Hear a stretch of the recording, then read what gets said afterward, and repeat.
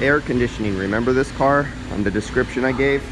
So this is that 2020 Audi Q5 Quattro, and I'm pointing directly to those two assemblies right there. There's actually two of them, and if you look really close, let's get into this a little bit more detail. Now, for you subscribers, the guys who really want to learn and you want to know everything, and you're curious like myself, I don't have all the time to go over everything, and this is where we pull our minds together and everybody's resources. 100 set of hands and eyes and brains put together on a computer can figure out more than one person can by themselves. Nobody knows everything. I don't know everything. And these new part numbers and everything being used, this company, what I just Googled, so this is the name of the company. Let me see if I could get into it right there. Take a really good look at that. So I just Googled this name. They're based out of the Czech Republic. They have however you pronounce this name, they have a division in the United States. And what I'm trying to do is see if any of my subscribers out there who are really geeks at researching parts and stuff like that, see if one of you guys can come up with the exact internal drawings from the company, some sort of white paper on these things of their exact valve usage. And let's see if I could get over to here if any of the part numbers are different. There's another one right there. So what we want to do is see if you could dig up information on these modules that are these complete assemblies of a whole bunch of individual one-way valves on here. There's another one. That one looks different with different part numbers. Let me see if I could get this one is different over here. And can I get to it? I'm going to try to. There's a lot of stuff in my way. So if any of you can get any part numbers off of all this information and be able to decipher it, and then put it in the comments and see if we could put some knowledge together between all of our heads and get a little bit more info about this equipment. Because stuff like this, for you techs out there, in another 5 or 10 years, this type of stuff will be on most all cars. And once 100% electrical cars come in, you got it. This is how it's going to be. Because basically they're going to be overcomplicated heat pumps that are used in commercial and residential installed on cars.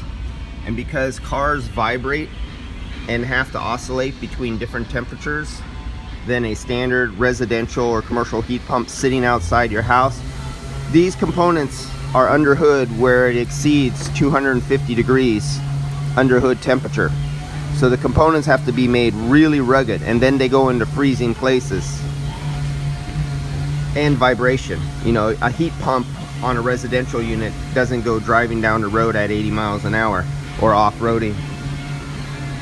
So here's something who's really good at researching, and gives you a chance. Somebody can teach me something and throw me a bone on some education here on this company and this valve arrangement that they have here. And actually, I think there's a tag on here. There we go. So this is I guess either this is for the whole assembly, or it might be just for the bracket. But I bet you they don't rely on their technicians to ever service these at Audi. They're gonna only sell these as whole components. Like the rest of this industry, we don't repair stuff, we just replace stuff. But here you go, let me give you another close-up of that again. So that would be the assembly. It appears on that bracket, which would be this further one back here, all for air conditioning and heat pump application. On this one right here, well, actually it's still on the same bracket. It does come off of the bracket. So this whole thing might come as an assembly. Man, you see this right behind the bumper?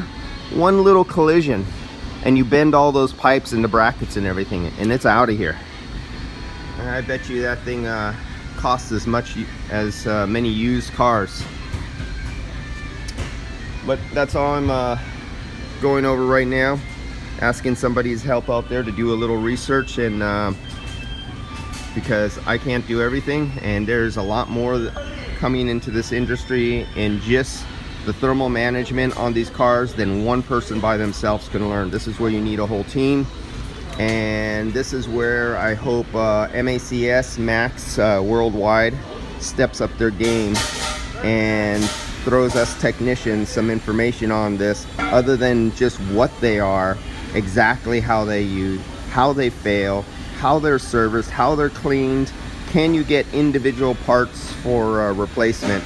This is the kind of knowledge that us technicians out there in the automotive field need to learn, because this kind of stuff is going to wipe out a lot of little mom and pop radiator and air conditioning specialty shops, just like the introduction of 134 and Black Death and variable compressors wiped out a lot of little mom and pop air conditioning shops from a lot of expensive comebacks until they throw up their hands and quit.